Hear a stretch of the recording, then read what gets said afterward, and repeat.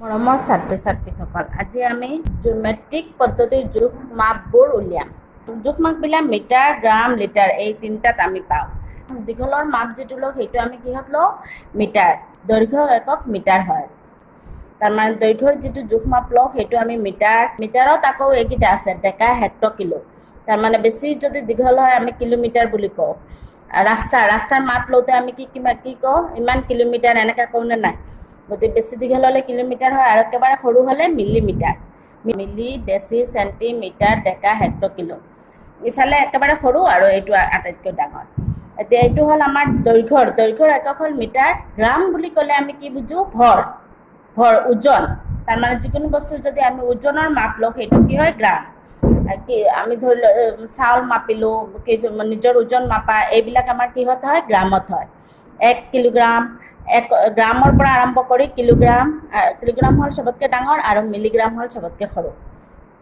তাৰপিছত আয়তন বুলি ক'লে আমি কি বুজি পাওঁ? আয়তন মানে হ'ল আমি পনীয়া যিবিলাক বস্তু, ধৰি লওঁ আমি গাখীৰ, পানী, তেনেকুৱা ধৰণৰ কেৰচিন, এইবিলাক বস্তুৰ মাপ আমি কিহত লওঁ? লিটাৰ। ইমান গাখীৰ কি কওঁ? 1 লিটাৰ, 2 লিটাৰ, এনেকৈ গাখীৰৰ মাপবিলাক কিহত আহে? লিটাৰত বা কিলোলিটাৰ।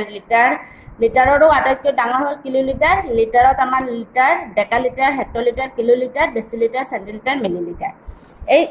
এইকেইটা লিটাৰতো আহিব, মিটাৰত। এই গোটেইবিলাক আমাৰ লিটাৰত, গ্ৰামত, মিটাৰত গোটেইবিলাকত আহে।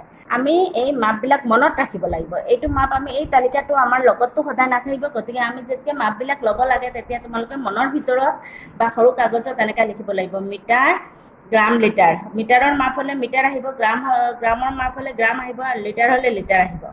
আৰু ইফালে আহিব কি? ডেচি, চেণ্টি, মিলি, ডেকা, হেক্টৰ, কিলো, এনেকৈ আমাৰ আহিব। এতিয়া আমাৰ ধৰি লোৱা 1 চেণ্টিমিটাৰ।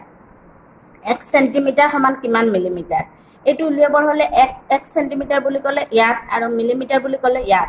তেতিয়া 1 চেণ্টিমিটাৰৰ পৰা মিলিমিটাৰ সৰু হ'ব কাৰণে আমি ইয়াত এনেকৈ লিখি ল'লোঁ। তাৰমানে 1 চেণ্টিমিটাৰ সমান কি হ'ব? 10 মিলিমিটাৰ। এতিয়া 1 চেণ্টিমিটাৰ নিদি পেলাই আমাক যদি দিয়ে 5 চেণ্টিমিটাৰ, তেতিয়া কি হ'ব? এতিয়া 1 চেণ্টিমিটাৰ হ'লেতো আমি পাই গ'লোঁ 10 মিলিমিটাৰ। এতিয়া 5 চেণ্টিমিটাৰ হ'লে আমি কেনেকৈ উলিয়াম? 5 চেণ্টিমিটাৰ হ'লে 1 চেণ্টিমিটাৰ সমান 10 হয়, 5 চেণ্টিমিটাৰ সমান কি হৈ যাব? এই 10 দি পূৰণ হৈ যাব। গতিকে 5 চেণ্টিমিটাৰ সমান কিমান হৈ যাব? 50 মিলিমিটাৰ। ঠিক আছে? 5 চেণ্টিমিটাৰ সমান কি হৈ যাব? 50 মিলিমিটাৰ।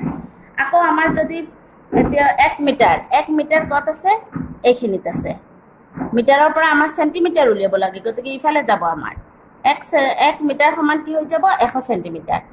1 মিটাৰ সমান 100 চেণ্টিমিটাৰ। 5 মিটাৰ বা 10 মিটাৰ যিমান মিটাৰ উলিয়াব দিয়ে এই 100 পূৰণ কৰি দিলে চেণ্টিমিটাৰত আহি যাব। ঠিক আছে? এতিয়া আমাৰ উল্টা যদি উলিয়াব দিয়ে, ধৰি লোৱা 1000 গ্ৰাম। 1000 গ্ৰাম সমান কিমান কিলোগ্ৰাম?